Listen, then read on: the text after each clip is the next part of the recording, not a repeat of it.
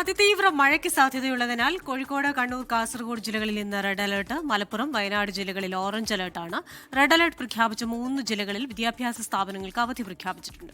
ശക്തമായ കാറ്റ്, മഴ, പലയിടത്തും നാശനഷ്ടങ്ങൾ റിപ്പോർട്ട് ചെയ്തു. തൃശൂർ നടത്തറ പൂച്ചട്ടി ഭവൻസ് സ്കൂൾ കെട്ടിടത്തിന് മുകളിലേക്ക് ഒരു മരം കടപുഴകി വീണു. ഒരുപാട് വാഹനങ്ങൾ അവിടെ തകർന്നു.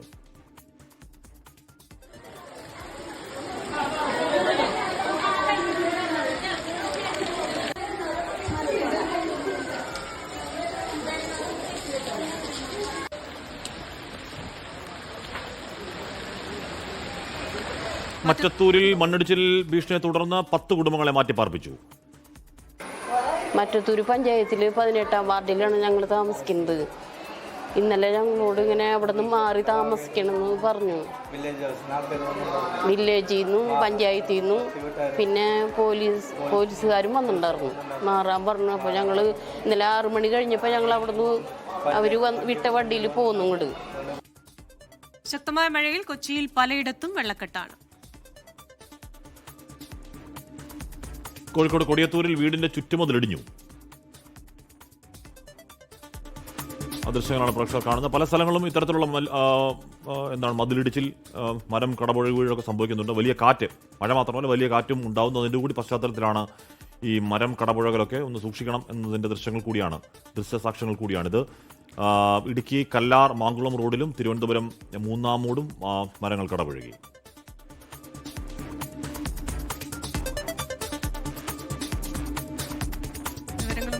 തൃശൂരിൽ നിന്ന് ശ്രീകുമാരൻ, കോഴിക്കോട് നിന്ന് അജി കുഞ്ഞുമോൻ, കണ്ണൂരിൽ നിന്ന് അജീഷ് ജയകുമാർ എന്നിവർ ചേരുകയാണ്. ആദ്യം പോകുന്നത് ശ്രീകുമാരനിലേക്കാണ്.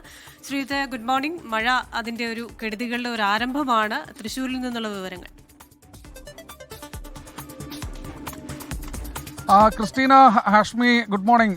എന്നാലും രാവിലെ ഒരു 15-20 മിനിറ്റ് മുൻപാണ് ഒരു മിന്നൽ ചുഴലി, ശക്തമായ മഴ തൃശൂർ നഗരത്തിലെമ്പാടും ഉണ്ടായിരുന്നു. ഒരു മിന്നൽ ചുഴലി അടിച്ചത് ആദ്യഘട്ടത്തിൽ വിൽവട്ടം മേഖലയിലായിരുന്നു ഈ മിന്നൽ ചുഴലി അടിച്ചത് എന്ന് നമ്മൾ ധരിച്ചിരുന്നെങ്കിൽ അത് പൂച്ചട്ടി മേഖല ഭവൻസ് സ്കൂളിലേക്ക് വ്യാപിച്ച് അവിടെ ഒരു തേക്കുമരം എന്നായിരുന്നു ആദ്യഘട്ടത്തിൽ പറഞ്ഞിരുന്നത്. പക്ഷേ അതൊരു തേക്കുമരമല്ല, അത് ഏതാണ്ട് കഷ്ടിച്ച് ഒരു 3ഓളം തേക്കുമരങ്ങൾ അവിടെ കടപുഴകി വീണിരുന്നു. നല്ല ബലത്തിൽ നിൽക്കുന്ന തേക്കുമരങ്ങളായിരുന്നു എന്നാണ് പറയുന്നത്. ഇപ്പോൾ നമ്മൾ ഈ കാണുന്ന ക്യാമറമാൻ ബിനേഷ് ബാബുരാജ് പകർന്ന ദൃശ്യങ്ങൾ വില്ലടം മേഖലയിൽ നിന്നാണ്. ഈ വില്ലടം മേഖലയിൽ പൂർണ്ണമായി വലിയ മിന്നൽ ചുഴലിയാണ് ഒരു 10 മിനിറ്റ് നേരം നിന്ന് അടിച്ചത് എന്നാണ് നാട്ടുകാർ പറയുന്നത്. ഇവിടെ വൈദ്യുതി പോസ്റ്റുകൾ കടപുഴകിയിട്ടുണ്ട്. വീടിന്റെ ഷീറ്റുകളെല്ലാം ഇതേപോലെ ഇതിന് സമാനമായ രീതിയിൽ എല്ലാ മേഖലയിലും കടപുഴകി ഈ മറ്റു മേഖലകളിലേക്ക് തെറിച്ചു പോകുന്ന ഒരു സാഹചര്യമാണ് ഉണ്ടായത്. എന്തായാലും പ്രതികരണങ്ങൾ വളരെ വൈകാരികമായ പ്രതികരണങ്ങളാണ്. ആളുകൾ പറയുന്നത് അവർ കുറേ കാലമായി ഇത്തരത്തിലുള്ള പല പ്രശ്നങ്ങളും പറയുന്നുണ്ട്, പക്ഷേ അധികാരികൾ കാര്യമായ രീതിയിൽ ഇടപെടുന്നില്ല എന്ന് പറയുന്നുണ്ട്. പക്ഷേ ഇവിടെ നഗരസഭയുടെ കൊച്ചി കോർപ്പറേഷന്റെ ഭരണാധികാരികളൊക്കെ എത്തിയിട്ടുണ്ട്. ഇവിടുത്തെ സ്റ്റാൻഡിംഗ് കമ്മിറ്റി ചെയർപേഴ്സൺ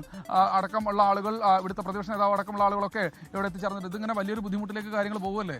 തീർച്ചയായിട്ടും. അതായത് ഇന്ന് രാവിലെ ഉണ്ടായ അപകടം വിൽവട്ടം മേഖലയിൽ ഒരുപാട് സ്ഥലങ്ങളിൽ, പ്രത്യേകിച്ച് ഈ പേരേപ്പാടം എന്ന് പറയുന്ന സ്ഥലവും അതുപോലെ തന്നെ മിൽമയ്ക്ക് അടുത്തും ചെറൂർ വായനശാല ജംഗ്ഷനിലും ഒരു വലിയ നാശനഷ്ടങ്ങൾ ഉണ്ടായിട്ടുണ്ട്. ഏറ്റവും കൂടുതൽ വാഹനത്തിന് മുകളിലൂടെ മരം വീഴുന്നൊരു സാഹചര്യം ഈ മേഖലയിൽ ഉണ്ടായിട്ടുണ്ട്. ഈ മേഖലയിൽ വായനശാല ജംഗ്ഷനിൽ ഒരു വാഹനത്തിന് അപകടം പറ്റിയിട്ടുണ്ട്. ആളപായമില്ല. പക്ഷേ ഇവിടെ വന്നപ്പോഴാണ് മനസ്സിലായത്, ഇവിടെ നമ്മുടെ വില്ലടം സ്കൂളിന്റെ മുൻപിലുണ്ടായ മരം വീണതിൽ ഒരു വ്യക്തിക്ക് അപകടം പറ്റി അയാളെ ഹോസ്പിറ്റലിൽ കൊണ്ടുപോയിട്ടുണ്ട്. കാര്യമായിട്ടുള്ള പരിക്കില്ല, പക്ഷേ നാശനഷ്ടങ്ങൾ വളരെ വലുതാണ്. നിരവധി വീടുകളുടെ മുകളിലേക്ക് മരങ്ങൾ വീണിട്ടുണ്ട്, ഷീറ്റുകൾ പറന്നു പോയിട്ടുണ്ട്, പോസ്റ്റുകൾ ഒടിഞ്ഞു വീണിട്ടുണ്ട്. എപ്പോഴാണ് സംഭവിച്ചത് ചേട്ടാ? ഒരു 8 മണി 8:30 ടൈമില് നേരിട്ട് കണ്ടാണ് 8:50 അടിക്കുമായിരുന്നു. അത് ഓരോന്നിങ്ങനെ വട്ടം തിരിഞ്ഞ് നിനക്ക് ഇറങ്ങി വന്നു. ഒരേ മരങ്ങൾ വീണ് ഞാൻ കാറിൽ മോനെ കൊണ്ടാക്കിയിട്ട് വരികയായിരുന്നു.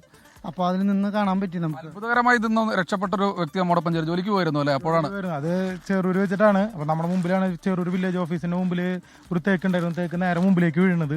അപ്പോൾ ആ ഭാഗ്യം നമ്മൾ ആദ്യഘട്ടത്തിൽ ആ തേക്ക് ഇതായി. അപ്പോൾ പിന്നീടാണ് വിളി വന്നപ്പോൾ ഈ പ്രദേശങ്ങളിൽ മൊത്തം നാശനഷ്ടം ഉണ്ടായിട്ടുണ്ട്. ഇപ്പോൾ ഇവിടെ നിന്ന് അപ്പുറത്തേക്ക് പോയാൽ തന്നെ 2-3 വീടുകളിലെ ഷീറ്റ് പോയിട്ടുണ്ട്. അതുകൊണ്ട് ആളുകൾക്കൊന്നും പറ്റിയിട്ടില്ല. ഒന്നും പറ്റിയില്ല. ഓട്ടോറിക്ഷയുടെ മുകളിലേക്കാണ് വീണത്. പക്ഷേ ഓട്ടോറിക്ഷ കാരിയർ ഉണ്ടായിരുന്നുകൊണ്ട് അതിങ്ങനെ വന്നിരുന്നു. ഒരു കാറിന്റെ മുമ്പിലേക്ക് അത് കുത്തിയിട്ടുണ്ട്. പക്ഷേ അപകടങ്ങളൊന്നും പറ്റിയിട്ടില്ല. ജനങ്ങൾ നാശനഷ്ടങ്ങളൊക്കെ കണക്കാക്കി വരില്ലേ നമ്മളിപ്പോൾ? ഇപ്പോൾ വില്ലേജ് ഓഫീസറോട് എത്തിയിട്ടുണ്ട്, ഇവിടെ ബന്ധപ്പെട്ട ആളുകൾ എത്തിയിട്ടുണ്ട്. അപ്പോൾ അത് നാശനഷ്ടങ്ങൾ കണക്കാക്കി വരികയാണ്. കൗൺസിലർ, എത്രത്തോളം നാശനഷ്ടമുണ്ട് ഈ മേഖലയിൽ?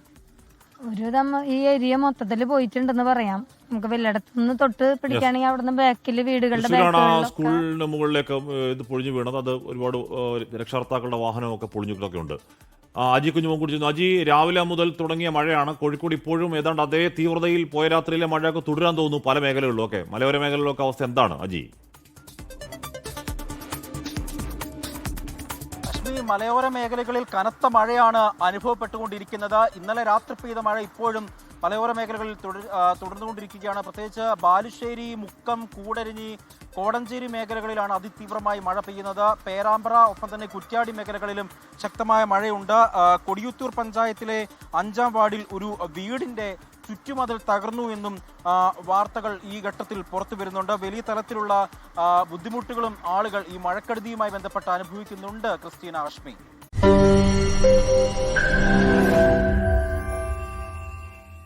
ലോകത്തെവിടെയായാലും ഏത് സമയത്തും 24 വാർത്തകളും ഓഗ്മെന്റഡ് റിയാലിറ്റി പാക്കേജുകളും എക്സ്പ്ലെയിനറുകളും വിശദമായി കാണാൻ ഞങ്ങളുടെ യൂട്യൂബ് ചാനൽ നിങ്ങൾക്ക് സബ്സ്ക്രൈബ് ചെയ്യാം.